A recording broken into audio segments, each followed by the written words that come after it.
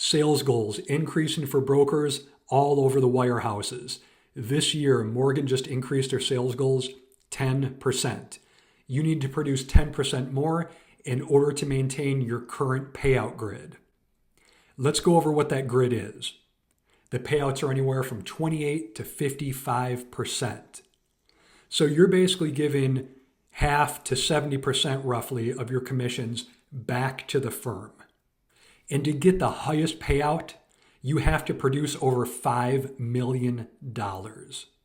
How can somebody with less than 20, 30 years experience have a book that big to produce $5 million? The people that are there have been there since the 80s, 90s, and have a huge team that they're working with.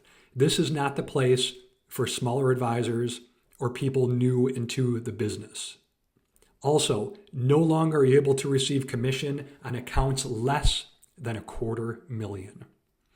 Again, going back to what I just said, if you're new in this business, this would be almost impossible to start at.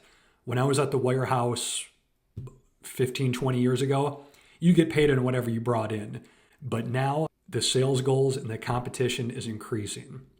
Obviously, they're publicly traded. They need to increase their revenue. I totally get it. Nothing wrong with that.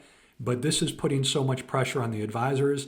You see so many advisors from wirehouses going to smaller independent firms and people leaving the banks as well to go to these other small firms.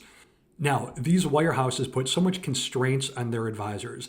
Not only is their commission raising, not only are their payouts very low, and some accounts you don't even get paid on, but you also can't market through social media, such as making a YouTube video or Instagram post talking about investing. You can only do that in the independent channel. Some larger firms allow you to, but they'll actually give you a script to talk about. So there's no originality, no personality involved with it. They put a lot of constraints on it. So look, like I said, if you're at a big team at a wirehouse, that's probably the best place for you if you've been there for decades. But starting out, it's going to be almost impossible to make it at these wirehouses now. It's so much different from when I was there pre-08 crisis. The rules have changed. The competition has gotten so much stronger. So what a lot of people, and especially clients, might not think of or might not know is when their advisor's sales goals increases, this puts more of a chance of their account being churned to hit these high sales goals that's required of them by the management.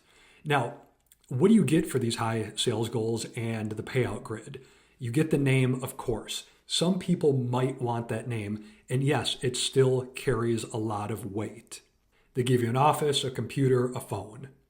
I just can't see giving a firm 50 to 70% of your commission just for a nice office and maybe a downtown or a suburban setting.